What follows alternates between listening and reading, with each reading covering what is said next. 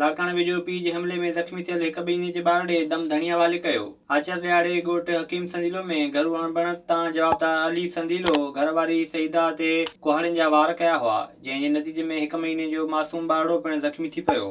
ज़ख़्मियुनि खे वारसनि पारां लाड़काणे जी चांडका अस्पताल में दाख़िल कयो वियो, जिते अॼु मासूम ॿार ॾे ज़ख़्मनि जा सूर न सहींदे दम धणीअ हवाले कयो। मक़तूल नींगर जे वारसनि मुतालबो कयो त जवाबदार खे गिरफ़्तार करे खेनि तहफ़्फ़ुज़ फराहम कयो वञे। चेलार में ॻोठाणनि पारां तितर जो शिकार कंदड़नि ख़िलाफ़ एहतिजाजी मुज़ाहिरो कयो वियो। ॻोठ गोपातर जे रहवासियुनि एहतिजाज कंदे चयो त इलाइक़े में तितर जो शिकार वधी वियो आहे।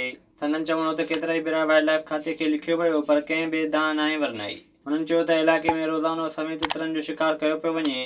अॻवाननि मुतालबो कयो त मामले जो नोटिस वठी शिकारियुनि ख़िलाफ़ कार्रवाई कई वञे। कोसपुर में कश्मीरियुनि सां ॿधी जे इज़ार लाइ शागिर्दनि पारां रैली कढी वई। हायर सेकेंडरी स्कूल जे शागिर्दनि प्रिंसिपाल मीर हज़ार नूनारी, सैयद यूसुफ शाह ऐं ॿियनि जी अॻवानी में रैली कढी शहर जो गश्त कयो। उन मौक़े ते अॻवाननि चयो त गॾियल क़ौमुनि ऐं इंसानी हक़नि जी तंज़ीमुनि खे वालारल वादीअ जी ख़राब सूरतहाल ते अखि खोलणु घुरिजे। अॻवाननि चयो त 5 फ़रवरी ते कश्मीरियुनि सां ॿधीअ लाइ सेमिनार मुनक़िद कया वेंदा ऐं रैलियूं पिणु कढियूं वेंदियूं। विज़िट कयो अवामी आवाज़ मीडिया ग्रुप जी वेबसाइट awamiawaz.pk।